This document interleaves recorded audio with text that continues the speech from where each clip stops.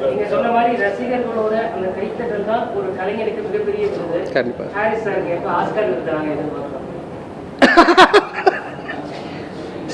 இது எல்லாமே ஒரு வாழ்க்கைன்றது ஒரு பெரிய ஒரு அருமையான ஒரு விஷயம். என்னன்னா சுவாரஸ்யமான ஒரு பரிசு.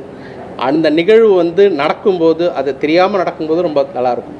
நான் என்ன சொல்கிறேன்னா, நம்மளுடைய வேலையை மட்டும் செஞ்சுட்டு போயின்னே இருப்போம்.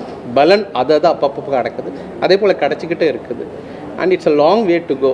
ஸோ எல்லாத்தோட இன்றைக்கி பாருங்கள், இன்றைக்கி இவ்வளோ மக்கள் வரப்போகிறாங்கன்ற செய்தி எனக்கு பல அவார்டுகளுக்கு மேலே இது.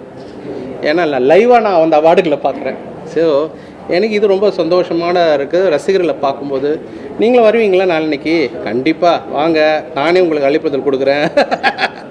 நீங்கள் பார்க்கும்போது அது ஒரு வேறு மாதிரியான ஒரு அனுபவம். அந்த அவ்வளோ ஆயிரம் மக்களுடைய ஒன்று சேர்ந்து இந்த ஃபீஃபா ஃபுட்பால் சொல்லுவாங்க தெரியுமா, உலக கோப்பை ஃபுட்பால்லாம், அந்த மாதிரியான ஒரு எனர்ஜி பார்க்கலாம்.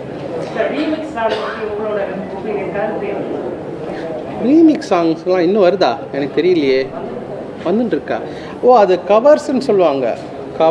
கவர்னா தான் ஒரு பிரபலமான பாடல் எடுத்து அது ஓகேங்க, அது நல்ல விஷயம் தாங்க. ஏன்னா ஒரு பாடகர் இருக்காருன்னா அந்த பாடகருக்கு ஒரு வாய்ப்பு வெளி உலகத்துக்கு அவர் பேசுகிறோன்னா என்ன பண்ணால், அவர் ஓனாக ஒரு கம்போஸ் பண்ணார்னா அது பெருசாக பிரபலம் அடையாது.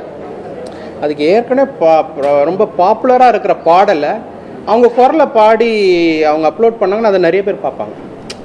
இந்த மாதிரி நிறைய சிங்கர்ஸ் பாப்புலராக இருக்காங்க, வெஸ்ட்லேயே இருக்கு.